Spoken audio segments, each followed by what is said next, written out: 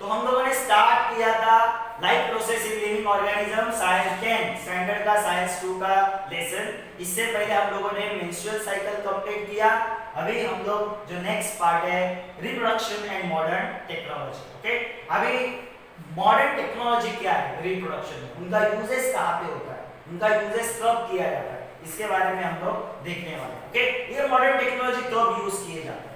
Many couples cannot have children due to the various reasons. बहुत सारे ऐसे couples रहते हैं, ओके, उनको क्या नहीं रहते, चिल्ड्रंस नहीं रहते। उसके पीछे बहुत सारे रीजंस रहते हैं। क्या रीजंस हो सकते हैं? इन case of women irregularity in menstrual cycle में इरेगुलरिटी है, difficulties in oocytes production, egg ठीक से प्रोड्यूस नहीं होता ओवरी में, ऑब्स्टैकल इन द ओविडक्ट, जो ओविडक्ट है पाइप है उसमें कुछ ऑब्स्ट्रक्शन है तो एग आगे की तरफ नहीं आता, difficulties implantation in the uterus में वो बेबी इम्प्लांट करने के लिए डिफिकल्टीज हो रहा है, यानी हार्मोन ठीक से नहीं बन रहे हैं, and many other reasons are responsible for this. और बहुत सारे रीजन है जिसकी वजह से कुछ कपल्स जो रहते हैं, ओके, उनको क्या नहीं होता, बेबी नहीं होता।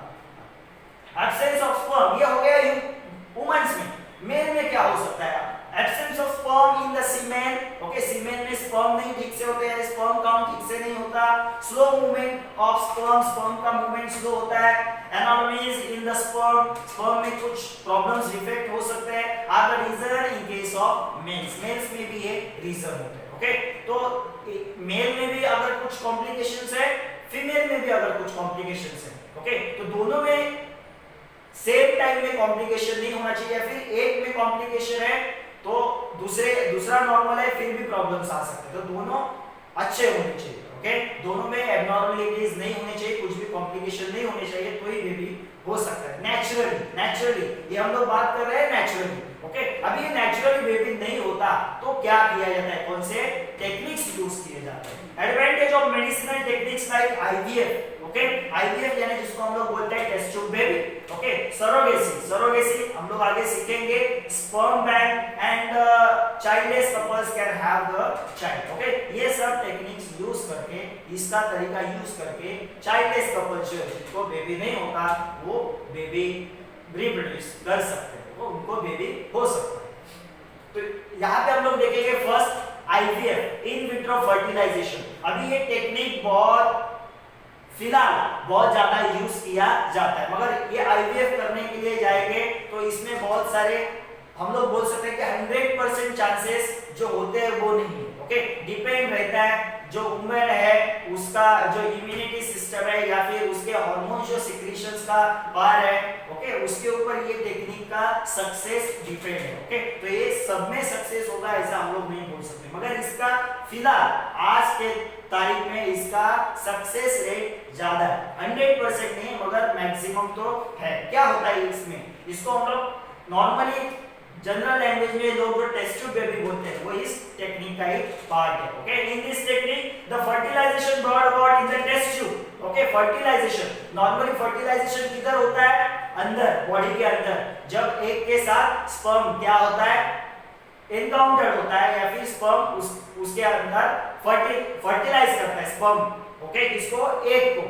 ओके, तब ये फर्टिलाइजेशन होता है, मगर इस टेक्निक में क्या किया जाता है, एग को, ओके, फीमेल ओवरी के एग को बाहर निकाला जाता है एंड स्पर्म, ओके, जो कलेक्ट किया जाता है मेल से उसका फर्टिलाइजेशन बाहर किया जाता है, इसमें टेस्ट ट्यूब में या फिर एक कल्चर पेट्री डिश होता है उसमें किया जाता है, and the embryo is form, और उससे क्या बनाया जाता है, एम्ब्रियो, यानी जो एम्ब्रियो बॉडी के अंदर बन रहा है वो बाहर बन रहा है, वो क्या बन रहा है, बाहर, and form is implanted in the uterus of the woman at appropriate time. अभी जो एम्ब्रियो जो बाहर बनाया है वो एक सर्टेन टाइम पे वुमन के यूटेरस में छोड़ा जाता है, वुमन के यूटेरस में छोड़ा जाता है। Okay, IVF technique is used for having a child in case of those childless couple who have problems like sperm count, obstacle in the oviduct. Okay, IVF technique कब किया जाता है, नॉर्मली जिस कपल्स में मेल में अगर sperm count ठीक से नहीं है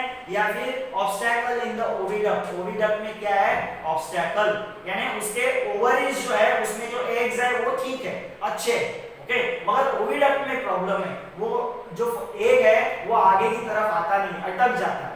ओके, तो इस केस में ये आईवीएफ टेक्निक किया जाता है। और भी डिफरेंट केसेस हैं, उसमें भी आईवीएफ किया जाता है। ओके, तो यहाँ पे देखो ये क्या है, ये आपको दिख रहा है एग। ओके, ये फीमेल एग दिख रहा है। ओके, उसके अंदर देखो ये स्पर्म ऐसे एनकाउंटर किया जाता है। ये देखो ऐसा स्पर्म यहाँ पे छोड़ा रहा है, आप देखोगे यहाँ पे तो ये स्पर्म छोड़ा रहा है और ये एग को फर्टिलाइज किया जाता है, बाद में इसको स्टोर किया जाता है। ओके, नेक्स्ट टेक्निक है सरोगेसी।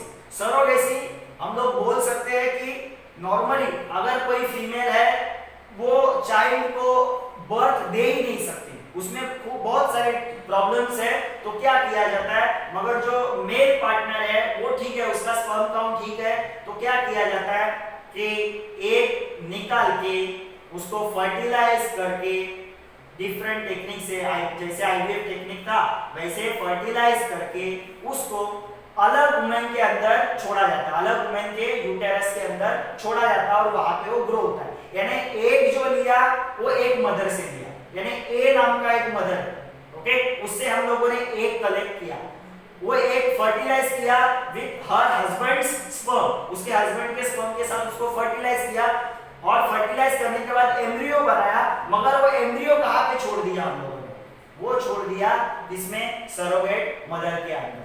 ओके, तो वैसा करके हम लोग बेबी को रिप्रोड्यूस कर सकते हैं। ओके, यानी एग देने वाली मदर अलग और उसको बर्थ देने वाली मदर अलग, उसको बोला जाता है सरोगेसी। क्या बोला जाता है? Surrogacy. Okay, some women have problems implantation of the embryo in the uterus, uterus में बेबी एम्ब्रियो इम्प्लांट ही नहीं होता, such women can take the help of modern remedial technique called as a surrogacy. In this technique the oocyte is collected from the ovary of the woman having a problem, जिस woman को problem है implant करने के लिए baby को उस mother का ovary में से एग निकाला जाता है and implanted in the other woman's uterus, उसको अलग वुमन के यूटेरस में इम्प्लांट किया जाता है। क्या दिया जाता है? The oocyte is fertilized. oocyte को क्या किया जाता है? फर्टिलाइज किया जाता है in the test tube with the help of sperm collected from her husband. Sperm उसके हस्बैंड से ही कलेक्ट किया जाता है, एग भी उसी वुमन से ही कलेक्ट किया जाता है, मगर बेबी को इम्प्लांट करने के लिए डिफरेंट वुमन लिया जाता है। The embryo formed from such fertilization is implanted in the uterus of some other woman having a normal uterus. दूसरे वुमन के यूटेरस में उसको छोड़ा जाता है। ओके, मगर उसका आइडेंटिटी बताते नहीं है, कौन है क्या है वो बताते नहीं है। Such woman is whose uterus in the embryo is implanted is called surrogate mother. Okay, तो ऐसे मदर को जिसके अंदर वो एम्ब्रियो इम्प्लांट किया गया है उस मदर को सरोगेट मदर बोला जाता है। नेक्स्ट है, लास्ट है sperm bank and semen bank. जैसे ब्लड बैंक है जिसका यूज किया जाता है ब्लड का बाद में, वैसे स्पर्म बैंक भी है, सीमेन बैंक भी है, जहां पे हेल्दी पर्संस मेल से स्पर्म कलेक्ट किया जाता है और स्टोर किया जाता है। और ऐसे सर्टन कपल्स रहते हैं जहां पे उनको बेबी को बर्थ देने के लिए प्रॉब्लम होता है या फिर सर्टन मेल्स के स्पर्म काउंट में प्रॉब्लम होता है, तब ये स्पर्म बैंक में से स्पर्म लिया जाता है। Okay, there are the various problems in the sperm production as mentioned above in the case of many men. So have the children in case of such couples, a new concept of sperm bank has been introduced. This concept is similar to the blood bank. The semen is ejaculated by the desired man is collected after their